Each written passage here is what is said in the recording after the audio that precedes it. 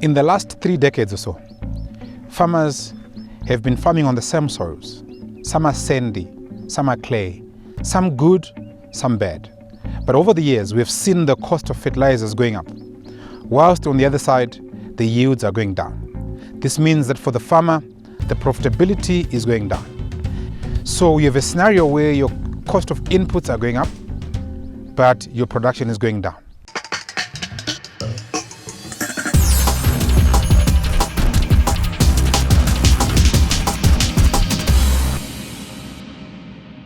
So you have a scenario where your cost of inputs are going up, but your production is going down. The problem is that the soils are tired.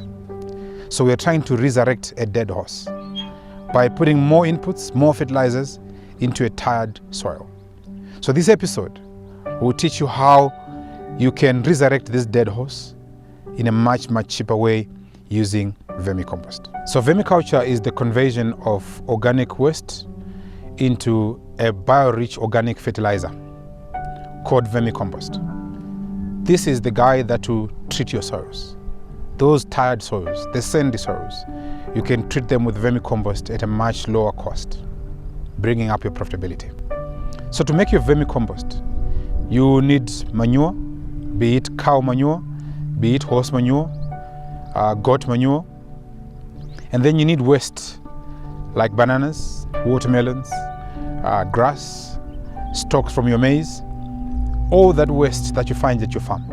Those are the inputs that you can use to make this majestic fertilizer called vermicompost. You may be asking yourself a question, is it worth the labor? Well, there's nothing much that the farmer does. There is this guy called the red wiggler worm. He is the guy that does all the work. So all you need to do is put your manure, put your stalks, put your grass into a pond, and then give this guy a chance to work on your manure and convert that into a very healthy organic fertilizer. So there's nothing much that you as the farmer has to do, but it is the red wiggler worm that does all the work for you. So yes, it is worth it. It is not every worm that you can use to produce vermicompost or to do vermiculture. There are lots of worms that you find out there, some that are used for fishing and all that. But when you're making vermicompost, it is particularly the red wiggler worm that is ideal, because it is the only worm in this world that eats pathogens. So that is the worm that you must use to produce your vermicompost. So you may be wondering or asking yourself a question, why can't you just use your manure straight from straight into your field, or just get your manure from your crow and you put it straight into your field? A lot of farmers do that. But there is a problem, because this manure has a lot of pathogens that may sort of invite other insects and other diseases into your field. So when you take this manure into a pond, put worms in there, what you're doing is that you are cleaning the manure, removing all these pathogens that will be eaten by the worms. You're also cleaning off any possible diseases that you may import into your field.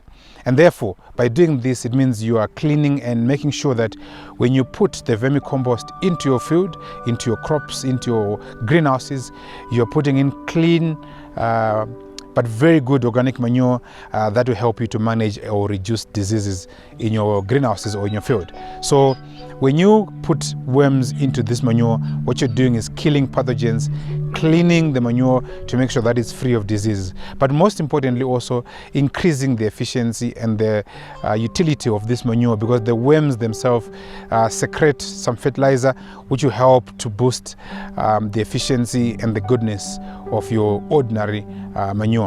And also, when you take them straight from the crow into the field or into your greenhouse, they are not yet broken down. So they will take much longer to decompose, besides the fact that they will have pathogens or diseases. But they will take much longer for your crops to benefit from them. Unlike vermicompost, that's already been broken down. So when you put it into the greenhouse or your field, there is easy uptake by your crops. So your crops will immediately benefit from the vermicompost.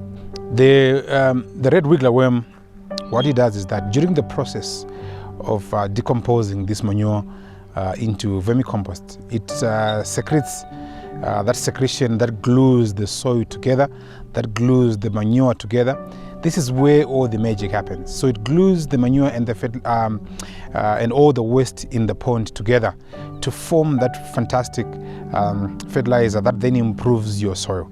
So this is really important to improve the fertility of your soils. If you put your vermicompost in your trenches or prior to you doing your planting, this is where all the magic happens, where you improve your soil. Saka muchishona tiri kuti manyongorosi aya ane zvaanoburisa mumuviri wawo zvinobatanidza manyowa nemamwe mauswa nemashanga zvatinenge takaisa mupondi umu kuti zvibatane pamwe chete zvigoita manyowa akasimba ekuti kana maisa mumunda menyu ivhu ranga risina chikafu rinowana chikafu chakawanda chekuti zvidyarwa zvenyu zvamunenge marima mugreenhouse menyu kana mumunda menyu zvikwanise kukura nekuchimbidza. Izvi zvinoitawo kuti ivhu renyu rive ivhu rakaguta pachikafu. Saka zvirimwa zvamunozorima makore ese anotevera zvinenge zvava kuprodusa maakubudisa goho rakawanda kupfuura ramaimbowana kumashure. Let me talk about worm management. I coexist with my worms. That's how much I love them. I feed them with the same food that I eat, watermelon, bananas. So as I eat my watermelons and my bananas, I also share these with my good friends, the wiggler worm. Now you may be asking yourself, why watermelon? Watermelon is alkaline, so it is very good for our stomachs. That's why most of us eat watermelon. Acidity has everything to do with diseases. So the worms love the watermelons for their alkalinity, which is good for them in terms of the environment, for them to reproduce and produce more worms. So taking care of these wiggler worms is extremely important. Give them nice, good food like I do. I coexist with my worms. So these watermelons and these banana peels are very rich in nutrients. There's calcium, there's potassium, there's zinc, there's boron. I could spend the whole day mentioning these nutrients that are very critical for the growth and the development of a healthy crop. So when we put this waste into our vermicompost, it helps to enrich the compost with all these fantastic nutrients, boron, zinc, you name it. And when we put them into the crops or into the field, the crops will be fed sufficient nutrients to make sure that the crop development, the production and the output of this crop is fantastic. So the organic matter is extremely important in injecting these nutrients into our vermicompost, into our manure, which we then feed to our crops.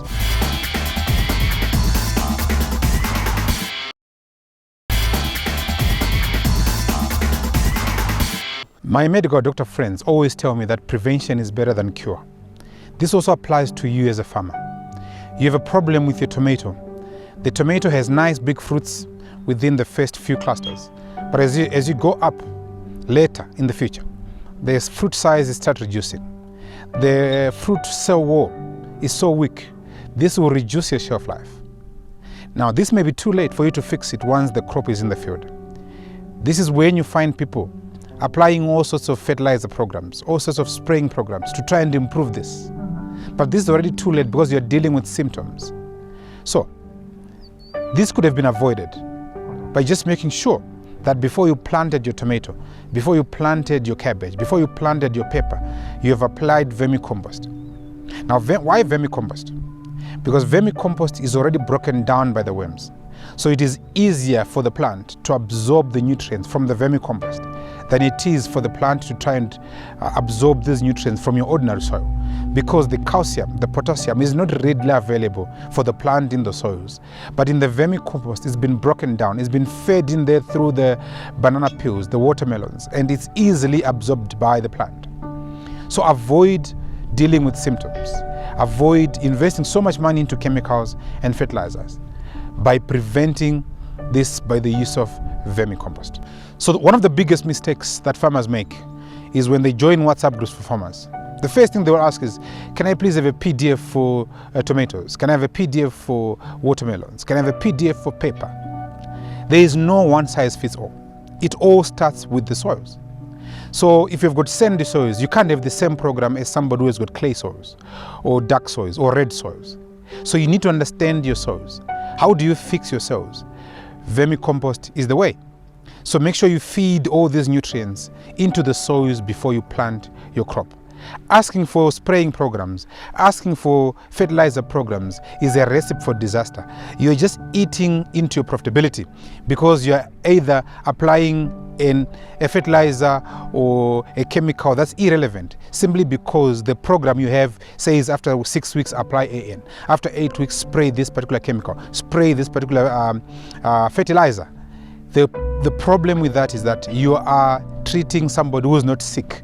The crop is not sick, but your program is saying treat her, she's sick, when she's not.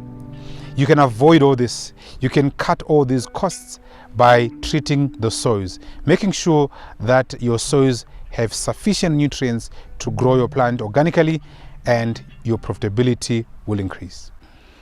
The issue of composting has existed for many, many years. For those that grew up in the rural areas, you will understand this cycle. An elephant will eat a tree or destroy a tree, and then it will drop its dung in the bush. This dung will decompose. A new tree growing up will use the nutrients from the dung to grow itself back again. And this cycle goes on and on and on again. And this is how nature survives. So, for you, the farmer, what we have just done here is to revitalize, re-energize the issue of composting by introducing the intestines of the soil, which are the red wiggler worms. So they speed up this process of decomposition. They add some additional nutrients into our vermicompost or into our compost to try and give the crop the best nutrients it needs to produce the best for you. So don't resist this. It's been there for many, many decades, for many years. Our uncles and their fathers and their grandfathers always used this in the rural areas. And all we have done is just revitalize the process and quicken up the process to make sure that we get the best out of the compost. So, what are you waiting for? Let's talk about the different types or ways of composting. There's thermophilic and mesophilic. So thermophilic is where you compost, for example, your chicken manure by covering it with a plastic, trying to push the temperatures to above 45 degrees. At that temperature, the pathogens will die. But again, the fertilizer that you get there, the manure that you get there, doesn't compare to the mesophilic. The mesophilic is where you compost your manure at lower temperatures using the red wiggler worm. So using the red wiggler worms makes sure that the pathogens have all been eaten, the manure is clean, and this clean organic manure gives your produce, your fruits, your tomatoes, your peppers, good shelf life, better taste than inorganic, and also you are guaranteed that your customers will come back. There are no returns from your customers saying that the crop has gone bad. Why? Because the shelf life is long, the cell of your fruit is strong, so the taste is most importantly very, very good. And hence that's why your organic products are more expensive than the inorganic. So for the farmer, this is a cheaper way of producing a crop that is selling at a much, much higher price, meaning higher profitability for you. So you'll be smiling all the way to the bank. Farming organically is farming smart. If you check in the retail space, organically farmed products fetch way more than any other crops on the market. Yet the inputs, your fertilizer, organic fertilizer, is a lot cheaper. So as a farmer, it is always good to farm smart and not farm harder. Farm organic and make more. Less inputs, higher retail price. So, fungwa shoma, zinowanzira watenzi basa. Be a smart farmer and farm organically. From the vermicompost or in vermiculture, there are two products that you can apply to your crops. There's the vermicompost, which is the manure which would have been broken down by the worms.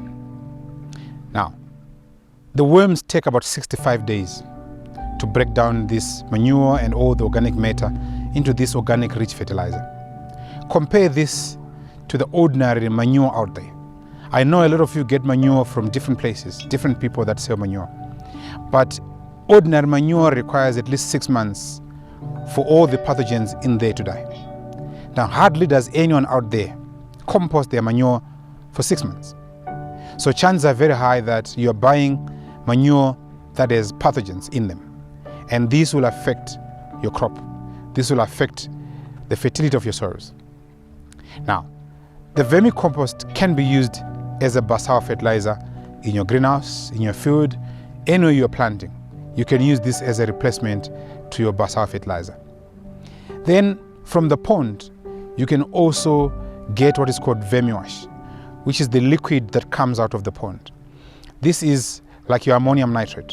So you can apply this as a foliar spray to your crops, and it will work very, very well. It's like you've put your crop on the charger on electricity. The growth is amazing when you start applying your vermiwash. So these are the two great products out of vermiculture that you can use to improve your soils, at the same time increasing productivity, as well as increasing the quality, the taste of your produce, as well as the shelf life by applying these organic fertilizers onto your crop.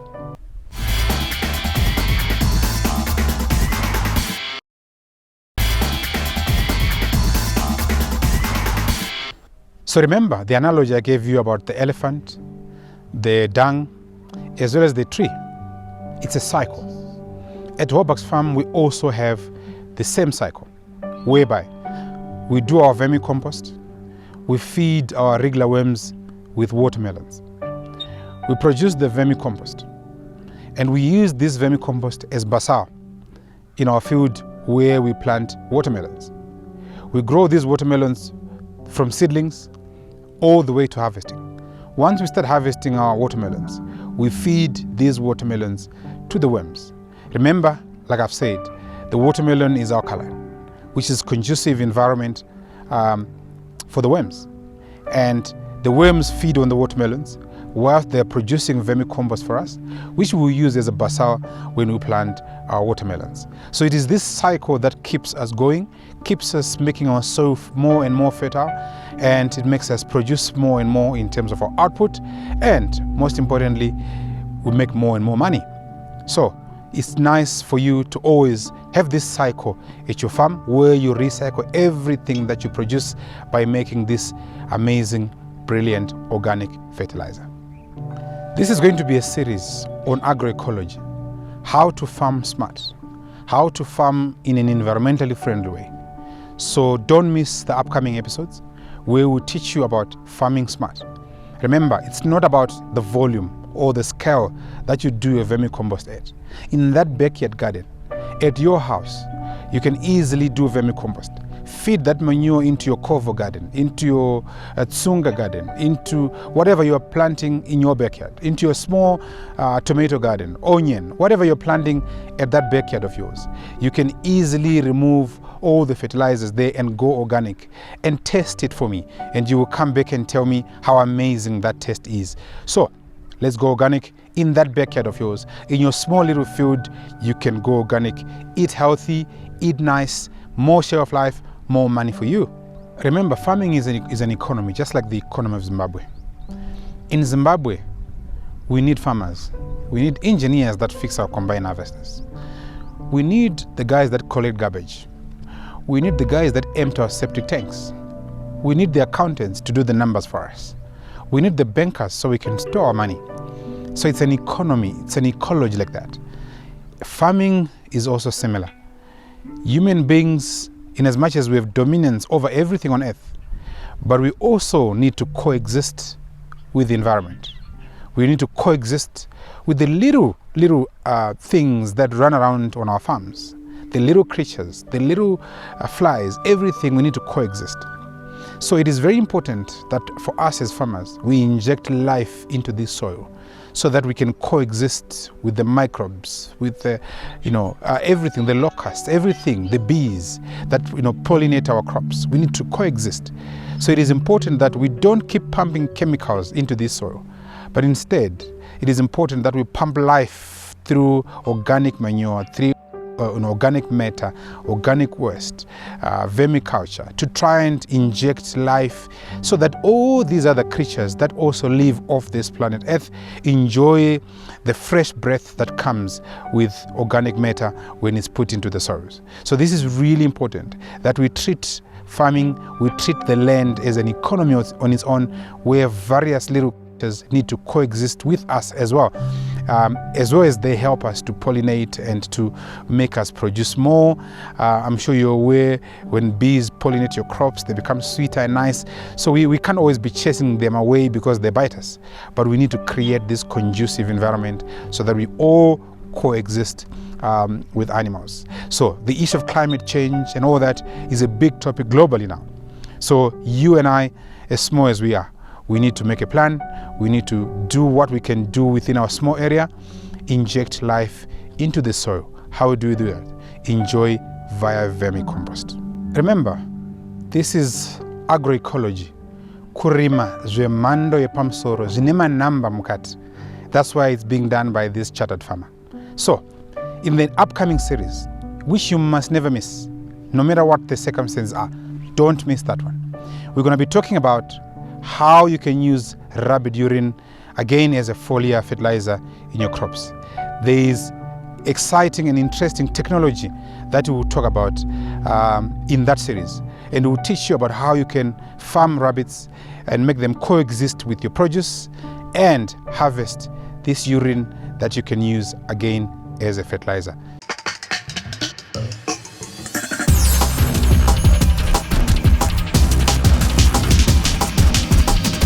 So vermiculture is the conversion of organic waste into a bio-rich organic fertilizer called vermicompost. So to make your vermicompost, you need manure, be it cow manure, be it horse manure, goat manure, and then you need waste like bananas, watermelons, grass, stalks from your maize, all that waste that you find at your farm. Those are the inputs that you can use to make this majestic fertilizer called vermicompost. It is not every worm that you can use to produce vermicompost or to do vermiculture. There are lots of worms that you find out there, some that are used for fishing and all that. But when you're making vermicompost, it is particularly the red wiggler worm that is ideal, because it is the only worm in this world that eats pathogens. So that is the worm that you must use to produce your vermicompost. So you may be wondering or asking yourself a question, why can't you just use your manure straight from straight into your field, or just get your manure from your crow and you put it straight into your field? There is a problem, because this manure has a lot of pathogens that may sort of invite other insects and other diseases into your field. So when you take this manure into a pond, put worms in there, what you're doing is that you are cleaning the manure, removing all these pathogens that will be eaten by the worms. You're also cleaning off any possible diseases that you may import into your field. And therefore, by doing this, it means you are cleaning and making sure that when you put the vermicompost into your field, into your crops, into your greenhouses, you're putting in clean, but very good organic manure that will help you to manage or reduce diseases in your greenhouses or in your field. So one of the biggest mistakes that farmers make is when they join WhatsApp groups for farmers. The first thing they will ask is, can I please have a PDF for tomatoes? Can I have a PDF for watermelons? Can I have a PDF for pepper? There is no one size fits all. It all starts with the soils. So if you've got sandy soils, you can't have the same program as somebody who has got clay soils or dark soils or red soils. So you need to understand your soils. How do you fix your soils? Vermicompost is the way. So make sure you feed all these nutrients into the soils before you plant your crop. Asking for spraying programs, asking for fertilizer programs is a recipe for disaster. You're just eating into your profitability, because you're either applying a fertilizer or a chemical that's irrelevant, simply because the program you have says after 6 weeks apply AN, after 8 weeks spray this particular chemical. My name is Sir Alex, the Chartered Farmer, signing out.